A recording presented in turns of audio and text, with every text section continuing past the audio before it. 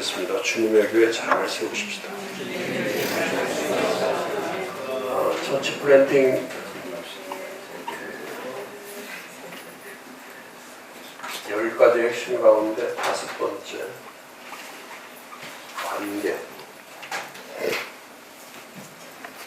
릴레이션십, 관계에 대해서 페이지 64페이지가 되겠습니다. 64.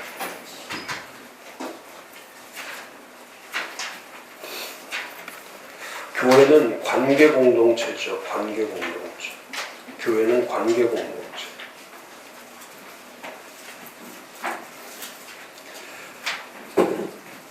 그래서 교회를 말할 때는 왜 하나인 걸 자꾸 강조하고 교회는 하나여야 된다. 하나. 또 교회는 연결되어야 된다. 그러니까 하나라는 단어나 연결이라는 단어, 그 다음에 일치라는 단어, 이런 것들이 전부 다 교회는 관계 공동체라는 걸 말해요.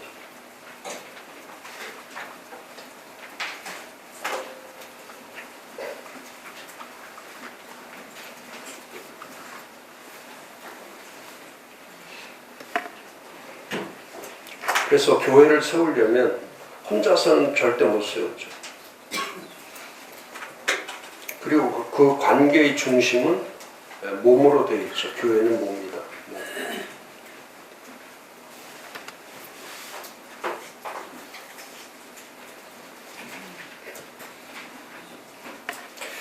몸은 떨어질 수가 없는 거죠.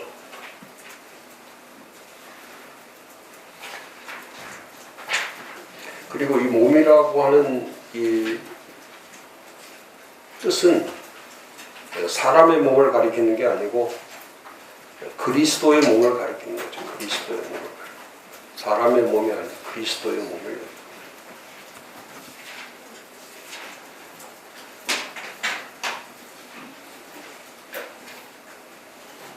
그래서 교회론, 교회관이 엄청나게 중요하죠. 교회론, 교회관.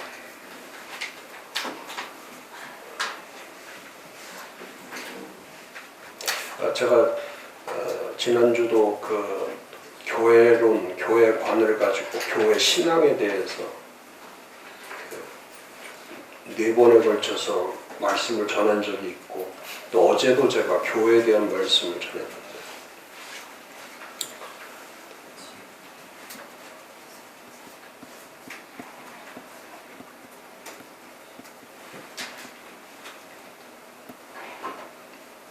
근데 이 교회를 잘 모르죠. 교회를 잘 몰라요.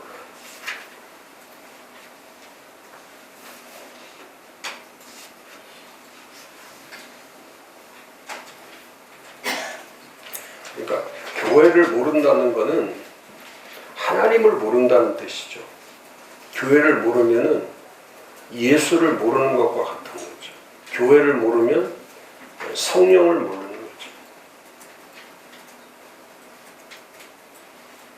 교회가 하는 일은 전부 다 하나님을 드러내고 예수를 드러내고 성령을 드러내는 게 교회의 목적이죠. 교회가 하는 일이 그거예요. 근데 하나님도 드러나지 않고 예수도 드러나지 않고 성령도 드러나지 않기 때문에 교회가 교회됨이 없는 거죠. 이번 주 3번째 설교가 그거예요. 교회됨. 교회의 교회됨. 나는 교회이다. I am a church.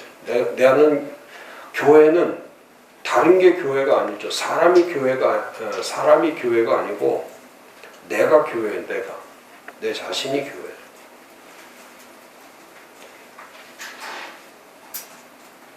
그러니까 자신이 왜 교회인지를 모르면 그 교회를 세울 수가 없죠. 교회를 못 세워.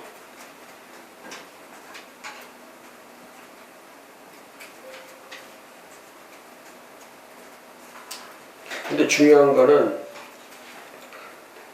하나님을 설명할 수는 없죠. 하나님을 설명할 수는 없어요. 하나님을 믿을 수는 있지만 하나님을 설명할 수는 없죠. 또 예수님도 마찬가지.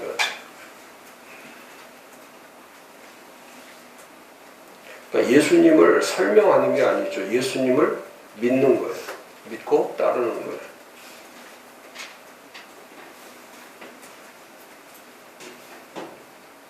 또 성령도 마찬가지죠. 성령을 설명하는 것이 아니라 성령을 믿는 거예요. 믿는 거.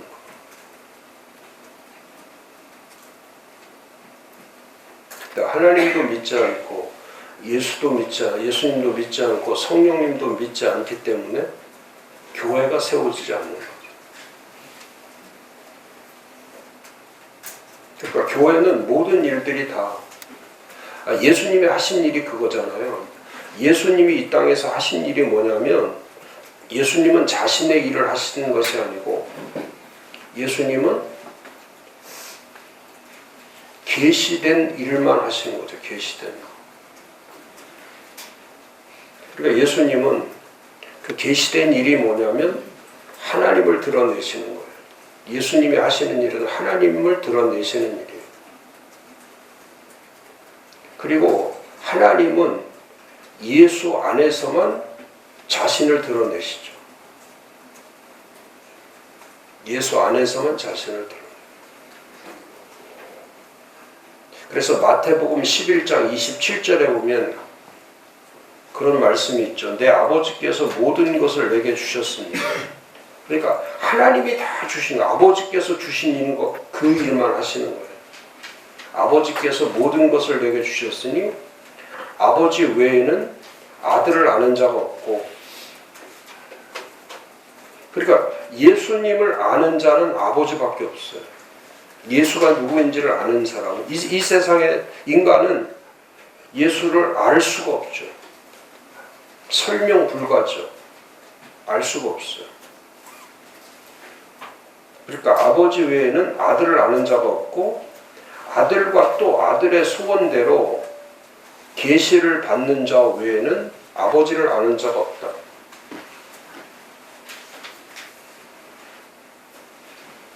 그러니까 하나님도 설명될 수 없는 거고 예수님도 설명될 수 없는,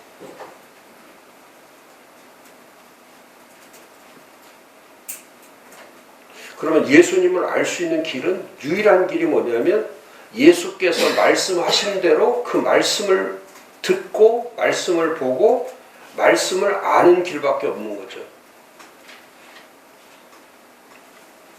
그래서 예수님이 이 땅에 오셔서 공생의 기간 동안에 하신 말씀이 뭐냐면, 예수님이 하신 말씀이 그 하나님을 드러내시는 말씀을 하시는 거예요. 전부 다 갖다.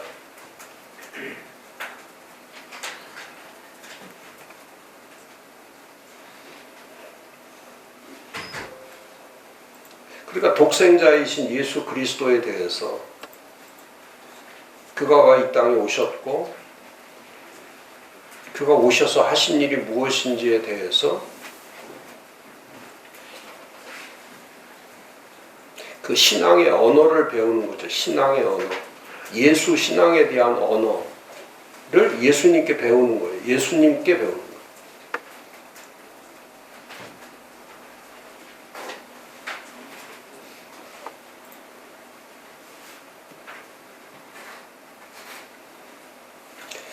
그 신학적 용어로 그런 게 있어요.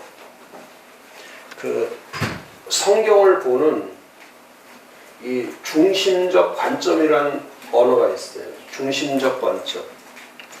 그 성경은, 신학 성경을 보면은 신학 성경 안에는 중심적 관점. 그 중심적 관점이란 단어는 이 세 가지 단어를 빼놓고서는 신약 성경을 알 수 없는 거예요. 이 세 가지를 이해하지 않고는. 중심적 관점이죠, 그게. 첫 번째가 예수고요. 두 번째가 교회고, 세 번째가 하나님의 나라야, 나라. 예수, 교회, 이게 중심적 관점으로 되어 있어요. 그래서 신약 성경은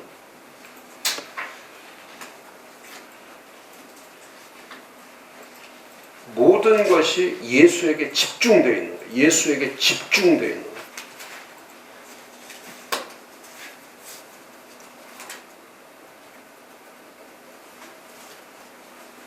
그러니까 모든 게 예수하고 다 관련이 있는 거예요.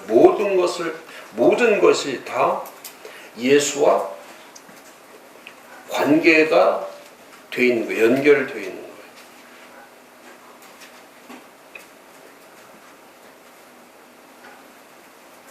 제가 어제 설교할 때 예수의 마음이라고 제목이 예수의 마음인데 빌립보서 2장 1절에서 11절 예수의 마음.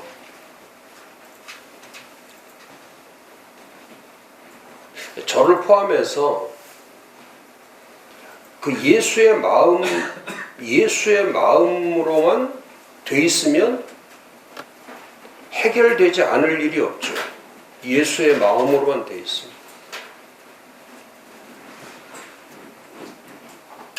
그러니까 예수의 마음을 가지라는 거예요. 예수의 마음. 예수의 마음.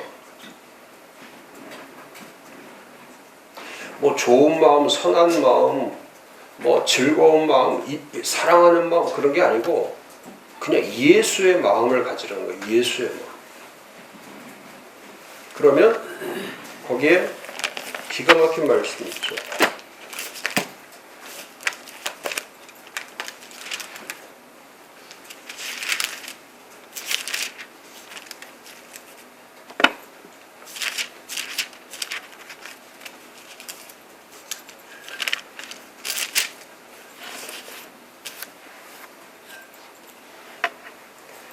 그 2장 2절에 보면 마음을 같이하여 같은 사랑을 가지고 뜻을 합하며 한 마음을 품고.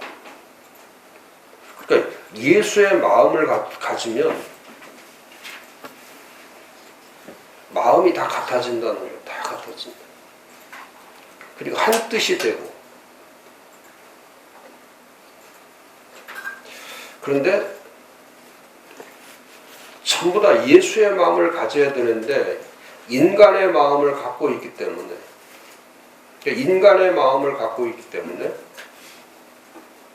교회든지 가정에서든지 어느 곳에서든지 그 예수의 마음을 가져야 되는데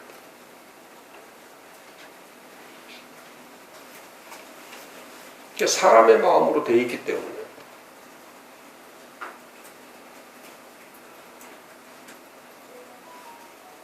그래서 이 분열이 일어나는 거예요. 분열. 하나 되지 못하는 거예요. 예수의 마음을 가지면 하나 되는데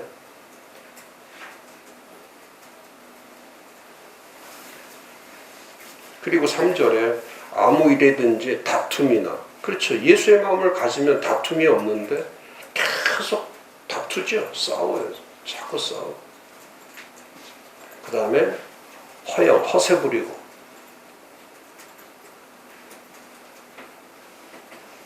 교회에서도 이 허영과 허세 부리는 사람들이 수두룩하죠.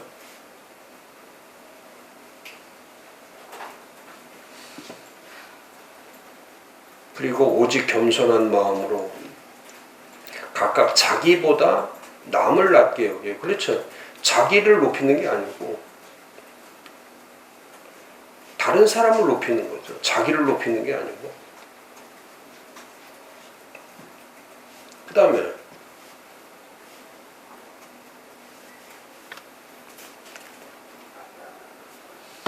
또 자기 일을 돌볼 뿐 아니라 또한 각각 다른 사람의 일을 돌보. 그러니까 자기 일에 바쁜 게 아니고 다른 사람의 일을 돌보는 거예요. 거기에서 기쁨이 충만한 거죠. 바울이 기뻐하는 거나 예수님이 기뻐하는 건 뭐냐면 자기 일에 바빠서 날뛰는 것을 기뻐하는 게 아니고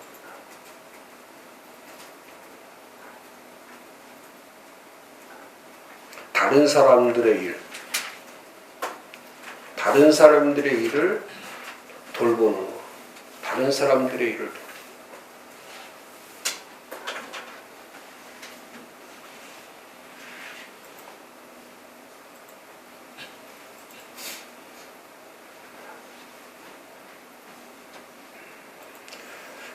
그러면서 그리스도 예수의 마음을 품어라.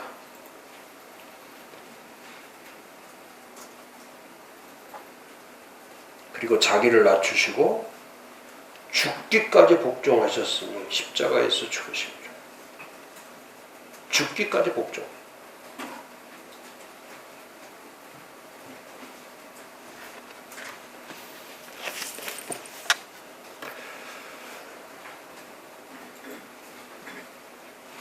근데 정말 쉽지 않죠. 저도 쉽지 않고 우리 모두가 쉽지 않은 것이 뭐냐면 이게 다 똑같아요.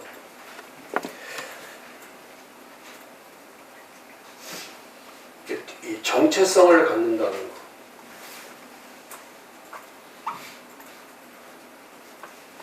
세 가지 걸로 정체성, 아이덴티티가 분명하고 예수가 누구냐?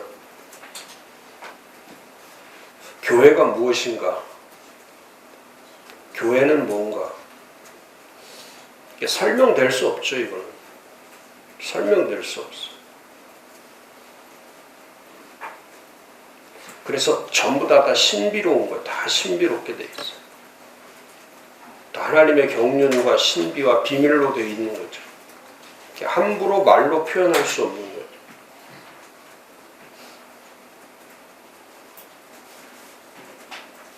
그래서 예수는 그냥 길이고 진리고 생명일 뿐이지 예수를 뭐라고 설명할 근거가 없죠. 하나님도 마찬가지예요. 설명할 근거가 없죠. 그 이사야 40장 18절에 보면 그런즉 너희가 하나님을 누구와 같다 하겠으며 무슨 형상을 그에게 비교했냐. 하나님을 비교할 대상이 없죠. 하나님의 비교 대상이 없어요. 또 이사야 40장 25절에 거룩하신 이가 이르시되 그런즉 너희가 나를 누구에게 비교하여 나를 그와 동등하게 하겠느냐 하시는. 그러니까 하나님과 동등한 걸 또 비교 대상으로 얘기할 수 있는 게 없죠. 그 비교 대상이 없다는 것은 뭐냐면 인간의 언어로 설명될 수 없다는 뜻이에요. 하나님은 인간의 언어로 설명될 수 없는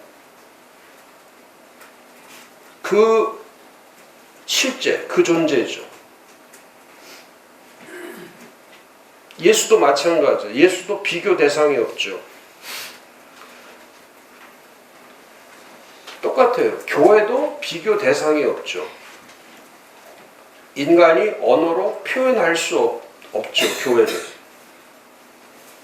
설명될 수 없는 거예요. 그래서 그냥 교회를 세우는 거예요.